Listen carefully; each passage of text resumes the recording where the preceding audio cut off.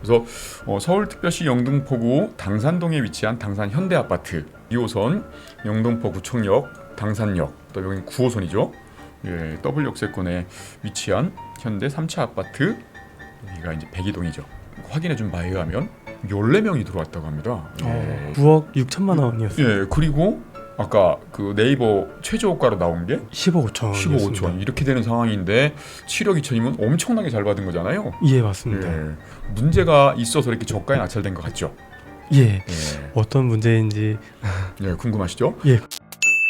네, 안녕하세요. 정충진 변호사입니다. 예, 또 오랜만에 이렇게 인사를 드립니다. 아무튼 뭐 오늘도 여러분들이 이제 상상하기 좀 어려운 그런 특수 물건을 가지고 아주 멋진 수익 모델을 알려드릴 수 있도록 하겠습니다.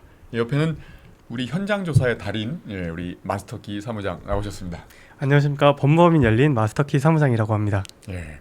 오늘 이제 그 본격적으로 7,200만 원짜리 대지 지분을 가지고 그 아까 4억인가요? 제목이 4억의 수익을 내는 인생 역전 뭐 이렇게 해놨는데 아무튼 그거에 대한 수익 모델을 하기 앞서가지고 특수 물건 좀 간단한 특수 물건인데 저희 이제 아너스 클럽 제가 지도하는 그 아너스 클럽에서 얼마 전에 이제 그 조사를 좀 해봤고 했던 그 물건인데요. 경쟁률이 상당하더라고요. 특수 물건임에도 불구하고 그 물건에 대해서 한번 여러분께 한번 소개를 한번 해드려보고 어떻게 수익을 내는지 그리고 리스크 통제는 어떻게 하는지 이런 것들을 먼저 검토를 해본 다음에 본격적으로 저희가 준비한 특수 물건에 대해서 한번 논의를 해보도록 하겠습니다. 아시는 분들은 아실 거예요. 이게 조회수도 굉장히 많았고 그리고 입찰 경쟁률 있지 않습니까? 그것도 특수물건 치고는 굉장히 셌거든요. 저도 깜짝 놀랐습니다. 그래서 서울특별시 영등포구 당산동에 위치한 당산 현대아파트 특수물건 보실 때에도 항상 이제 물건의 가치가 우선이라고 말씀드렸지 않습니까? 이렇게 위성지도를 보시면 여기가 이제 지하철 2호선 영등포 구청역 당산역 또 여기 9호선이죠. 더블 역세권에 위치한 현대 3차 아파트 여기가 이제 백이동이죠. 그죠? 굉장히 괜찮습니다. 그죠? 위치 괜찮고 실제로 이제 시세를 한번 이렇게 보니 이게 이제 59.26 전용 면적 요거니까 최근에 거래된 사례가 9억 6천. 그리고 이제 네이버 호가나 이런 것들 호가를 검토를 좀 해봤더니 10억 5천, 10억 6천짜리 매물, 10억 6천짜리 매물이 최저 매물인데 그거 그나마도 이제 없답니다. 매물들이 왜 그런가 해서 한번 확인을 좀 해봤더니 여기가 이제 재건축이 되게 활성화되고 있는 상황이라고 하네요. 그래서 지금 정밀 안전 진단까지 끝났고 그렇게 되면 이제 뭐 다음 절차는 이제 구역 지정 받고 뭐 이런 거지 않습니까? 그래서 순식간에 이제 그 가치가 상승할 수 있는 입지가 좋으니까 이게 이제 30년이 넘었으니까 아파트가 사용 승인일이 1988년이니까 그죠? 꽤 낡았지만 이게 이제 새 아파트가 되고 게다가 이제 9호선, 2호선 그 황금 그 노선에 그죠? 더블 역세권에 새 아파트가 된다 그러면은 가치가 굉장히 높아지겠죠. 인근에 있는 신축 아파트 시세 뭐 고려해 보고 그러면 꽤 높은 가치를 갖고 있다라고 해서 그런 건지 몰라도 응찰자가 11명 뭐 어디 뭐 다른 사이트는 또 12명이라고 나와 있기도 하고 실제로 이제 저희가 제자분이 확인해 준 바에 의하면 14명이 들어왔다고 합니다. 이렇게 되니까 7억 2,700에 낙찰이 됐다라고 하는데 아까 이제 시세가 얼마였죠? 9억 6천만 원이었어요. 그리고 아까 그 네이버 최저호가로 나온 게 15억 5천. 15억 5천 이렇게 되는 상황인데 7억 2천이면 엄청나게 잘 받은 거잖아요. 예, 맞습니다. 근데 이게 경쟁률이 이렇게 셌으면 거의 한 10억 이상 낙찰돼야 되는 게 정상 아닌가요? 맞습니다. 무슨 문제가 있어서 이렇게 저가에 낙찰된 것 같죠? 어떤 문제인지. 궁금하시죠? 궁금합니다. 그렇게 궁금할 때는 뭘 보라고요? 매각 물건 명세서입니다. 그렇죠. 뭐 매각 물건 명세서 하나로 등기부상의 권리 분석과 임차인의 권리 분석 다 할 수 있다. 그는 분명한 거죠? 맞습니다. 그렇습니다. 그래서 무슨 위험 부담이 있는지도 한번 매각 물건 명세서로 보시겠습니다. 그래서 이 임차인의 권리 분석을 해봤더니 무슨 대항력 있는 임차인인가 싶었더니 조사된 임차 내역은 없다 이렇게 나와요. 그렇죠. 그러면 등기부상의 권리 분석을 해봐야겠죠?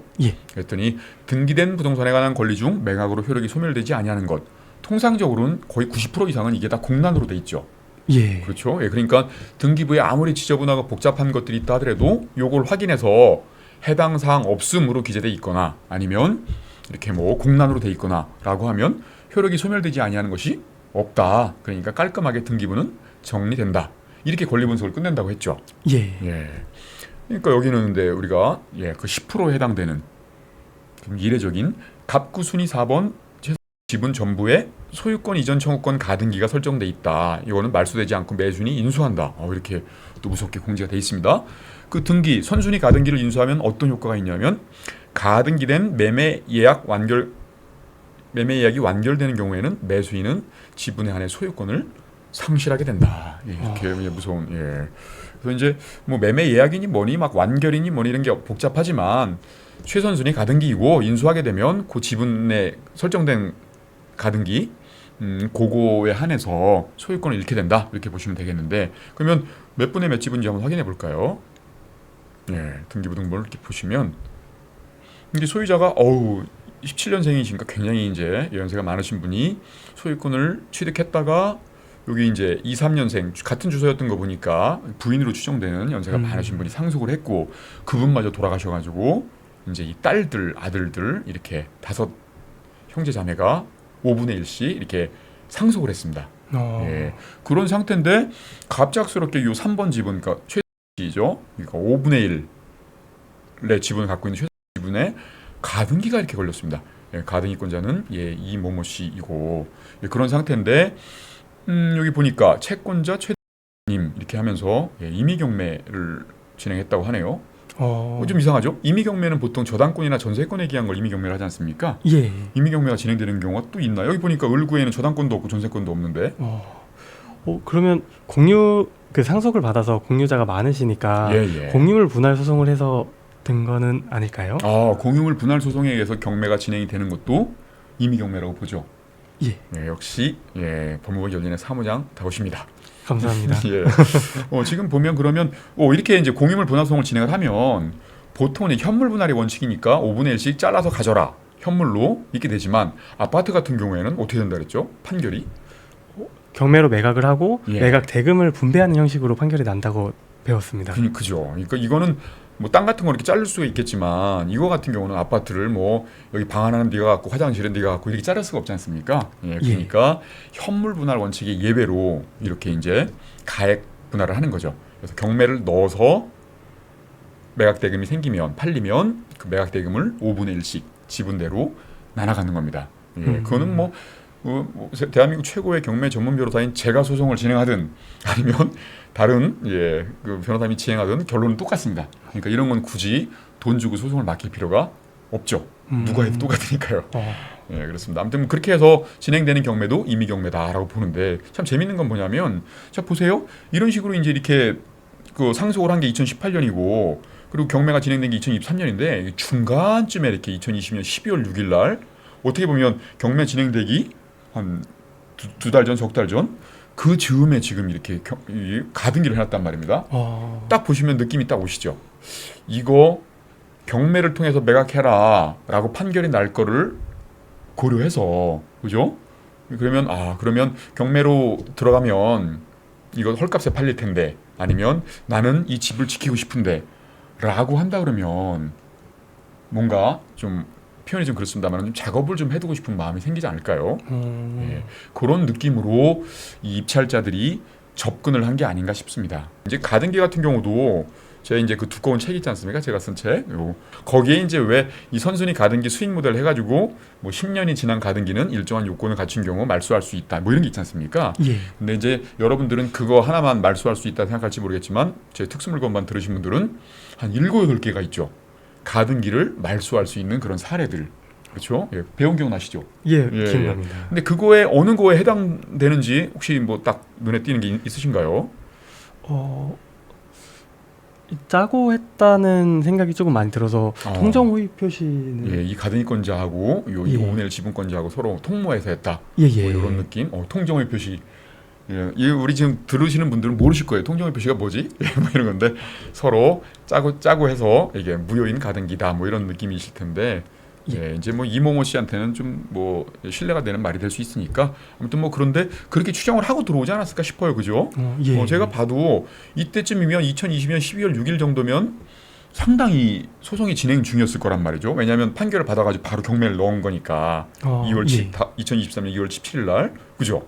예. 한참 소송이 진행 중인데 그때 이제 가등기를 설정했다고 한다 그러면 뭔가 그런 느낌이 좀 있다. 예. 그리고 이제 이 그 가등기권자 주소지가 강원도 인제군 인제읍이시고, 예, 여기 최서인 최모모씨 5분의 1 지분권자 주소지는 여기 당선은 현대아파트 여기 살고 계십니다. 이렇게 되면 추정이 가능하죠. 아, 이 집을 지키고 싶어서 멀리 강원도 인제군에 계신 그 밀접한 관계가 계신 분하고 서로 통모한 게 아닌가라는 그런 의심들을 저희가 아니라, 그죠? 예, 입찰을 하신 분들이 생각을 해볼 수는 있겠죠. 예. 네, 그렇게 해서 이제 이 10억에 가까운 아까 말씀드린 것처럼 그냥 그 실거래가는 9억 5천, 그다음에 매물 나온 건 10억 5천 그러면 실제 시세는 10억이라고 치고 지금 서울권이 계속 상승하고 있으니까 더 상승할 수 있겠다. 이건 덤으로 치고 보너스로 치고 10억이라고 생각을 일단 해보면 그러면 5분의 1 지분이면 얼마죠?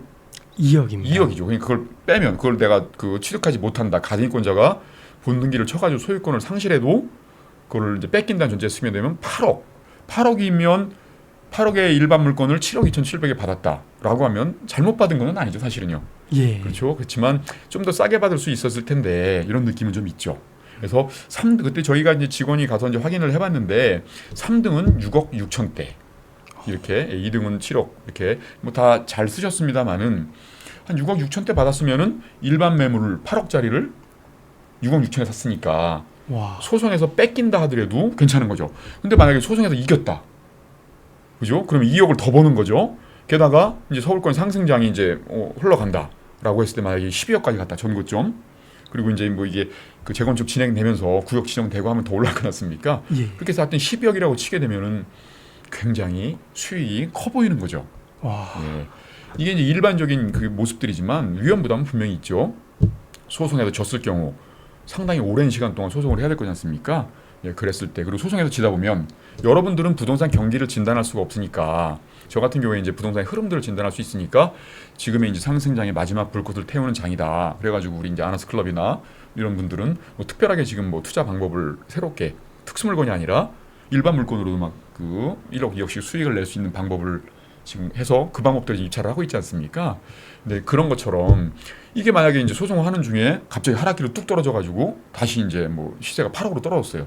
이렇게 되면 소송해서 져서 수익은 없어졌죠. 뭐, 예, 그 다음에 그 상승했던 것들이 고스란히 떨어지게 되면 손해보는 이런 것들 고려하면 과연 잘 받은 것인가 이런 느낌이 들기도 하죠. 그렇죠. 예, 그래서 다각도로 검토를 해야 될 물건들이고 그래서 저희 아나스 클럽에서는 이렇게 굉장히 커 보이는 수익이 있는 것처럼 느껴지지만 이런 것들은 적절히 권하지 않죠. 차라리 이런 거 할 바에는 정말 목 좋은 데에서 미리 선점했다가 일반 물건 같은 것들을 뭐 단타를 쳐가지고 수익을 내라 이런 식으로 권하죠.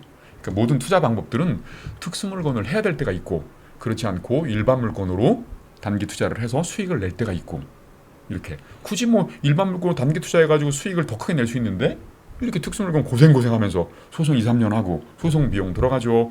그래서 2, 3년 동안 스트레스 많이 받을 거지 않습니까? 그런 것들 고려했을 때에는 별다르게 권한 게 아니다. 뭐 대한민국 최고의 경매 전문 변호사라고 하는 분이 왜 특수 물건을 막 홍보하지 않고 오히려 이렇게 얘기를 할까? 여러분들은 그런 것들도 잘 아셔야 된다는 거죠. 특수 물건을 해야 될 때는 특수 물건이 최고지만 그렇지 않아야 될 때는 더 좋은 투자 방법들을 하는 것이 행복한 투자로 가는 지름길이다. 이런 느낌들 꼭 명심하시길 바라겠습니다. 그리고 이 특수 물건에서 아까 이제 말씀드린 것처럼 그렇지 않습니까? 선순위 가등기 있을 때 우리는 10년 지난 가등기 뭐 이것만 하지만 7, 8개가 더 있다는 거, 가등기를 말소시킬 수 있는 방법들이 그런 것들을 배우게 되면 이런 특수 물건들에 대한 접근성이 좀 더 수월해지겠죠. 그렇죠? 우리 마스터키님은 다 그런 걸 마스터했지 않습니까? 예, 그러면 짧게 여기서 이제 끝을 내도록 하고 이제 우리가 본격적으로 준비한 7,200만 원 지분으로 4억을 뭐 인생 대박 제목을 누가 정했는지 잘 기억하기는 어렵지만 한번 들어가 보도록 하겠습니다. 네. 예.